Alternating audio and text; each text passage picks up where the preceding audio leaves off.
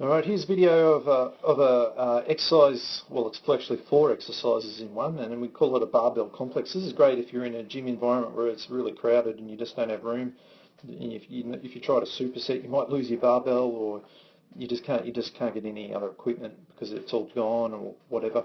Or you just want to add some different variations. That's quite challenging. So it's what we call a barbell complex.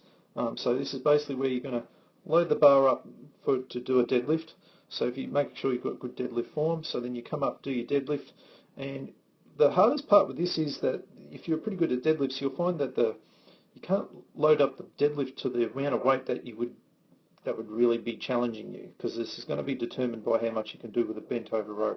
So in this case, Nathan's going to do, say, 4 deadlifts, and then he's going to come down on the next one and do a bent over row. So he adjusts his grip there, and now he's going to do 2 bent over rows.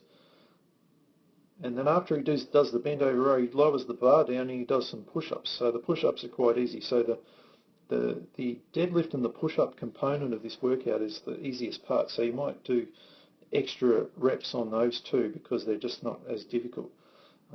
But understand you won't be able to do the same amount of reps with the bent over row. So once he does about 4 push-ups, we've done 4 deadlifts, 2 bent over rows. Now he's going to do the roll out. This one is the hardest of the 4 things. All right, and he will do 2 of these. So he comes back into it. You really should stay in a plank position there. But once he takes that barbell to about that point there, and this doesn't look like he's moving it much, but trust me, when you do this, you'll feel like your abs are going to get ripped out of your guts there.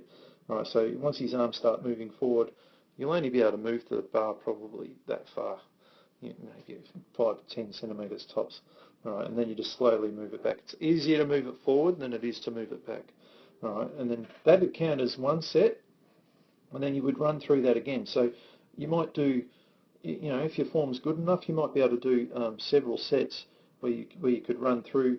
You go back to the beginning, and you might go 3, 3, 2, 3, 2, and then do another 2, 2, 2, 2, and that might count as one big long circuit of mixing them all together. But like I said, it's a great way if you're in a gym environment where you want to sort of add some variety, and you just can't move around. You want to keep your barbell.